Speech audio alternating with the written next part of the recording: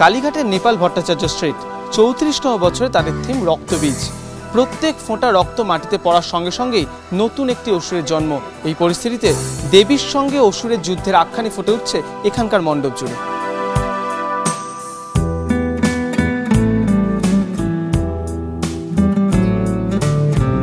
একদম শুরু থেকে দর্শক দেখতে পাবেন বিভিন্ন অসুরের বিভিন্ন রূপ, এবং মূল মণ্ডপে আমরা যেটা দেখাবো রক্তবীজ, অর্থাৎ যদি আমরা দেবী দুর্গার সঙ্গে অসুরের যে যুদ্ধ কাহিনী সেটা যদি পড়ি তাহলে দেখি যে দেবী দুর্গাকে অসুর বিভিন্নভাবে বিভ্রান্ত করেছে।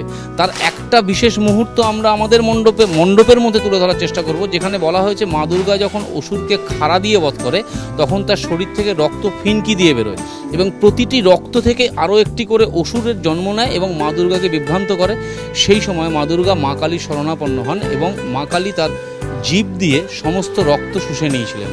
সেই পরিস্থিতিকে থামানো গেছিল যে মুহূর্ত দিয়ে, সেই মুহূর্তটা আমরা দর্শকের সামনে তুলে ধরার চেষ্টা করব এবারের আমাদের মণ্ডপে।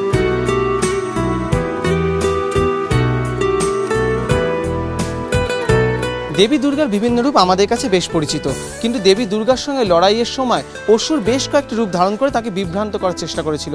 সেই সবকটি রূপ ফুটে উঠছে এখানকার মণ্ডপে, আর নেপাল ভট্টাচার্য স্ট্রিটের পুজোর বড় আকর্ষণ হতে চলেছে সেই রূপগুলোই। অরিচিক ভট্টাচার্য, এবিপি আনন্দ, কলকাতা।